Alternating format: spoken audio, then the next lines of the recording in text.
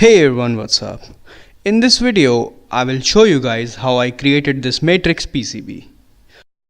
So let's get started. And don't forget to hit that subscribe button.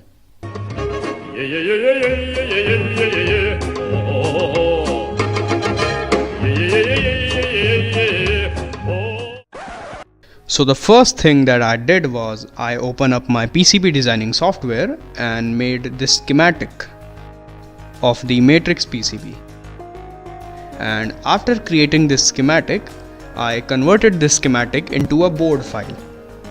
FYI, I am using OrCAD PCB designing software. Anyways, so here's the PCB that I made.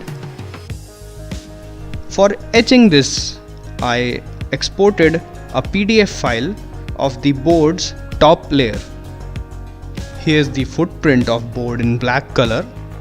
Now we need to print this PDF file to its original scale with an inkjet printer and use a glossy paper or a photo paper for printing this.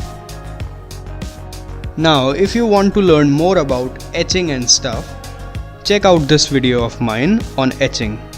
It got all the stuff that you need to understand for PCB etching. After etching process, I soldered the SMD indicator LED package 603 and solder 10 wires on the connector pin for connecting this PCB matrix to an Arduino.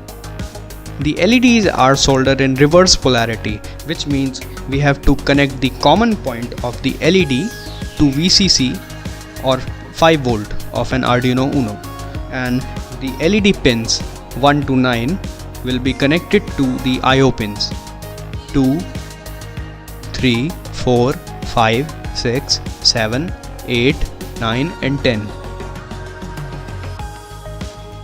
So here's the sketch. I'm using a simple chaser LED sketch which toggle LED in sequence from 1 to 9 and then repeat this sequence over and over. Upload this sketch to your board and voila! You have created your own matrix PCB.